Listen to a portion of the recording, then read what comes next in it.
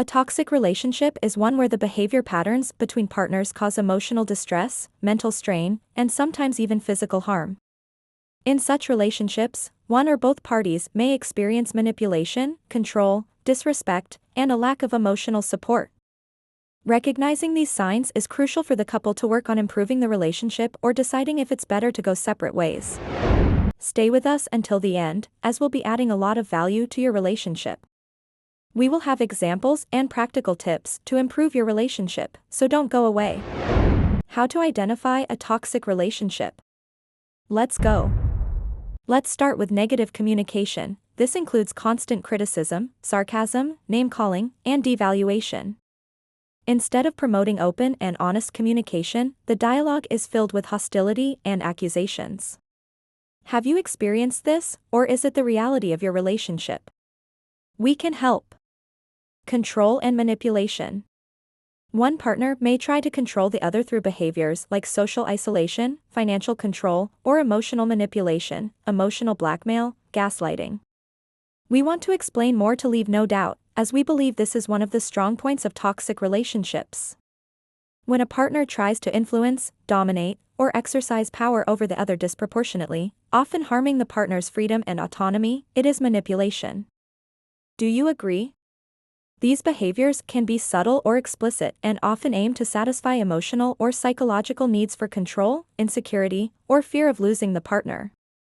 Examples of control and manipulation. Social isolation. One partner may try to limit the other's contact with friends and family. This can occur through criticism of the partner's friends, creating conflicts when the partner wants to socialize, or insisting that all free time be spent together. For instance, if the partner shares a photo or video alone on social media. The goal is to make the partner dependent and isolated from other influences.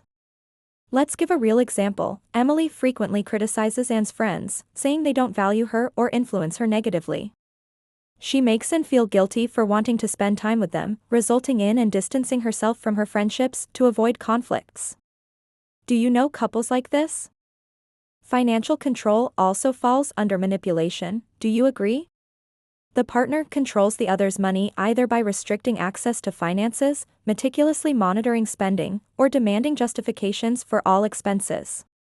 When the partner buys new clothes, the other partner reacts negatively, feels jealous, and gets upset. This creates economic dependence, making it difficult to leave the relationship. A joint account is a good example. Imagine your partner controlling all expenses, giving only an allowance, and requiring permission for larger purchases, leaving the other person without control over their own money, even if they are independent and have their own monthly salary from work. What a terrible situation to imagine. We're not saying that couples shouldn't have joint accounts, but we're giving examples of how not to be controlling, understand? And the joint account example illustrates this. Please like and follow our channel. You have no idea how much you help us continue with all this content. We hope we are helping in some way. If you have any questions, just leave them in the comments. What about emotional blackmail? Where does it come in? It includes behaviors that make the partner feel guilty or responsible for keeping the other happy. This may involve threats to end the relationship, harm oneself, or manipulate emotions to get what one wants. We need to reclaim self-love. We can't love another person without loving ourselves, do you agree? We need to know ourselves internally to understand who we should be in a relationship with and what we should or should not accept in a relationship. This isn't being selfish, it's about loving ourselves and teaching others to love themselves too. For example, Pedro, whenever Anna wants to do something he doesn't like, threatens to hurt himself or mentions that he could become extremely depressed if she leaves him, making Anna feel responsible for his emotional well-being and giving in to his wishes. Have you heard of gaslighting? If not, leave it in the comments. Gaslighting is a form of manipulation where one partner makes the other doubt their own perception, memory, or sanity. The manipulator may deny facts, distort events, or minimize the partner's feelings, causing confusion and insecurity. This is heavy. You don't want this in your life. Imagine how painful it is to constantly hear about things you've done or said, and when confronted about the comments, everything is denied, and you're accused of imagining things or exaggerating. This makes you doubt your own memory and perception of events. In other words, what the person is asserting becomes the truth, understand? And you start questioning yourself, thinking you're going crazy, but you're not. You're being manipulated and controlled. Excessive jealousy and surveillance. Who said jealousy should exist in a relationship? If you disagree, leave a comment. We're not afraid of comments, criticism, or other opinions. We're here to debate openly.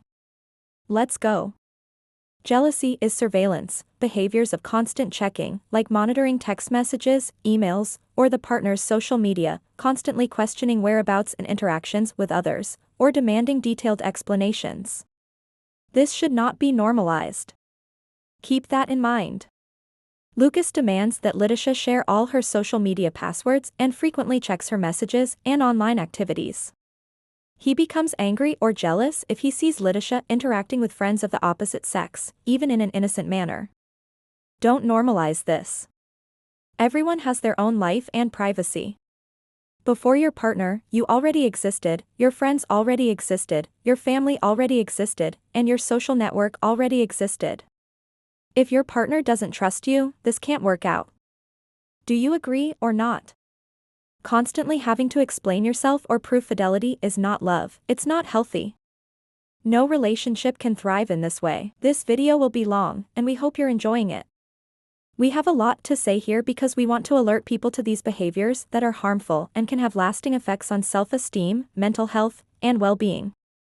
Recognizing these signs is the first step in seeking help and, if possible, working on changing these dynamics, whether through therapy or other forms of intervention. Let's continue with our video. The next topic is lack of support. Are you lacking support in your relationship? Tell us, we want to hear from you and seek the best help for you. If your partner does not support your goals, dreams, or feelings, minimizing or ignoring your needs and desires, you are in a toxic relationship with a lack of support and more. Excessive jealousy and distrust. We've already mentioned here that jealousy is not healthy. Unjustified jealousy and constant distrust can indicate problems of insecurity and lack of mutual trust. So, it's important to seek help. Don't feel small or guilty about this. There's no shame in seeking help to improve your personal issues. Now let's talk about conflict and reconciliation cycle. This is a topic I want to address a bit more, can we? Understand once and for all that if you live in a troubled relationship, you will experience a cycle of intense arguments followed by superficial reconciliations, without resolving the underlying issues. But don't accept this. We want to help you. How? With methods to improve toxicity in a relationship. Tip number 1, self-evaluation and acknowledgement. Pay attention. Each partner must recognize their own behavior and how it contributes to the toxic dynamic. This requires honesty and the willingness to admit mistakes. Can we count on that? I trust you and know that if you've come this far, you want change. Tip number 2, healthy communication. Establishing rules for respectful communication is fundamental. This includes avoiding name-calling, being honest without being cruel, and actively listening to each other. Tip 3, establishing boundaries. We always talk about setting boundaries here on our channel. Those who follow us already know, and if you don't follow us yet, take the opportunity to follow our channel. Establishing boundaries means learning to define clear limits on what is acceptable or not in the relationship helps protect both partners from harmful behaviors. We know it's not easy, but we're here with you in this struggle, believing that everything will work out and your relationship will improve. Speaking of improvement, we want to talk about how to improve conflicts and reconciliations. Especially when it comes to toxic patterns, involves addressing conflicts in a healthier manner and seeking genuine resolutions instead of falling into a cycle of intense arguments followed by superficial reconciliations. Agreed, folks? Here we will give some practical examples to help improve these cycles. Follow the tip, folks. Example 1, establish rules for discussions. Before entering into a discussion, partners can agree on some basic rules to ensure that communication is respectful and productive.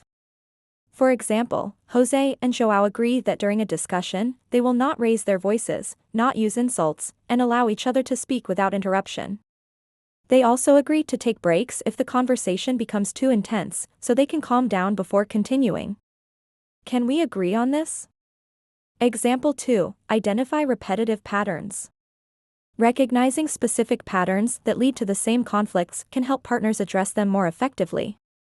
For example, Anna and Pedro notice that many of their arguments start when one of them feels that the other is not listening to or validating their feelings. They decide to practice active listening, where each repeats what the other said before responding, to ensure that both feel heard and understood. Okay? Is that fine with you? Example 3. Work on underlying issues. Often, recurring conflicts arise from deeper unresolved problems.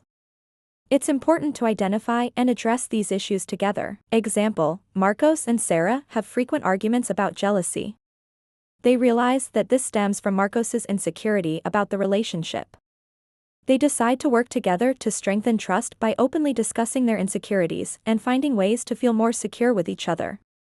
Example 4. Avoiding rushed reconciliations. Reconciling quickly after an argument without addressing the underlying issue can lead to accumulated resentments. It's crucial to give time for genuine resolution.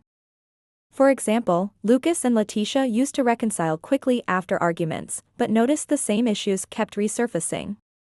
They then decided to take some time after conflicts to reflect on their feelings and needs before reconciling. They also scheduled a conversation to discuss how to avoid similar conflicts in the future. Okay? Example 5. Practicing forgiveness and commitment. Genuine forgiveness is essential to break the cycle of conflicts. This means not only apologizing but also committing to behavioral changes. Another example, John hurt Kelly during an argument and sincerely apologized, acknowledging the impact of his words. In addition to the apology, John committed to being more careful with his language in the future, and Kelly agreed to work on communicating her needs more clearly. Example 6. Couples therapy for many couples. Stay with us. A professional can help the couple better understand behavior patterns and provide tools to improve communication and resolve conflicts.